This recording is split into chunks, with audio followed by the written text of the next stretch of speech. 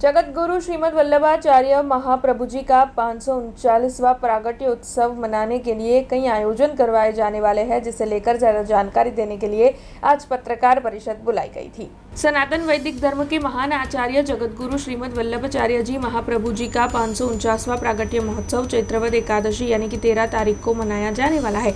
तब इस मंगल महोत्सव के अध्यक्ष अनंत विभूषित वाक्यपति पीठाधीश्वर गोस्वामी 108 मथुरेश जी महाराज जी है और साथ ही इस दौरान वैष्णवाचार्य पूज्यपाद गोस्वामी 108 योगेश्वर जी महोदय और साथ ही महोत्सव के प्रेरक एवं मार्गदर्शक वैष्णवाचार्य परम पूज्य गोस्वामी 108 ध्रुमिल कुमार महाराज जी की मंगल मौजूदगी दर्ज की जाने वाली है। तब आपको बता दें कि महाप्रभु जी के उत्सव तिलक दर्शन में के दौरान जो है वो शोभा यात्रा भी निकाली जाने वाली है और इस दौरान कई अन्य आयोजन भी होने वाले हैं। तब इस बारे में ज्यादा जानकारी देने के लिए आज पत्रकार परिषद का आयोजन हुआ था। वैसे इसके साथ साथ आपको ये भी बता दें कि जगतगुरु श्रीमद् वल्लभाचार्य जी की ओर से 500 साल पूर्व भारत में सनातन वैदिक धर्म में अद्भुत क्रांति की गई थी। વડોદરાના વિસ્તારોમાં આ વખતે વલ્લભાચાર્ય જયંતિ ખૂબ ઉત્સવ અને ઉત્સાહથી ઉજવાય છે। કારેલીબાગ વિસ્તારમાં પણ ખૂબ સુંદર રીતે સંગઠનાત્મક આબાલ વૃદ્ધ તમામ વૈષ્ણવોની ઉપસ્થિતિમાં આચાર્યોની ઉપસ્થિતિમાં ખૂબ સુંદર રીતે આ મહોત્સવ શ્રી વલ્લભાચાર્યજી પ્રાકટ્ય મહોત્સવ ઉજવાશે। મહાપ્રભુ શ્રી વલ્લભાચાર્યજી એમનું એક નામ છે સ્ત્રી શુદ્રાદ્યુદ્રતિ ક્ષમા।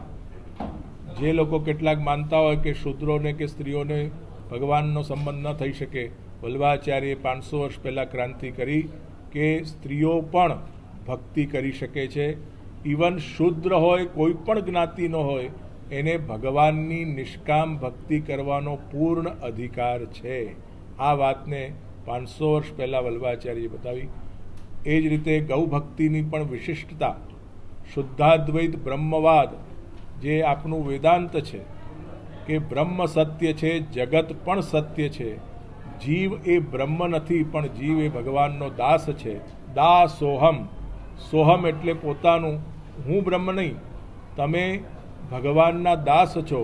એટલે સ્નેહ, સેવા અને સમર્પણનો દિવ્ય સિદ્ધાંત વલ્લભાચાર્યજી બતાવ્યો।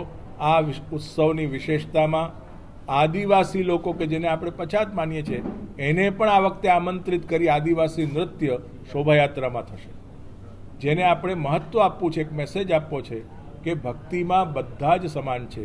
અને સાથે સાથે આ વખતે ગુણગાન, ખાલી શોભાયાત્રા કે એવું નહીં, પરંતુ તાત્વિક ચર્ચા વલ્લભાચાર્યજીના જીવન પર, વલ્લભાચાર્યજીના સિદ્ધાંત પર, વલ્લભાચાર્યજીના સ્વરૂપ ઉપર, સર્વોત્તમ સ્તોત્રમાં જે આપશ્રીનું ખૂબ મનન ચિંતનાત્મક જે આખો એક ગ્રંથ સ્તોત્ર છે એના ઉપર પણ વિશદ પ્રવચનો અમારા ત્રણના, મારો પૂજ્ય શ્રી મથુરેશ્વરજી મહારાજ, શ્રી યોગેશ્વરજી, બધાના પણ પ્રવચનો થશે અને એ આપણું આમાં વિશેષતા છે। हमसे जुड़े रहने के लिए हमारे YouTube चैनल को सब्सक्राइब करें और नई वीडियो की नोटिफिकेशन के लिए बेल आइकॉन को दबाएं।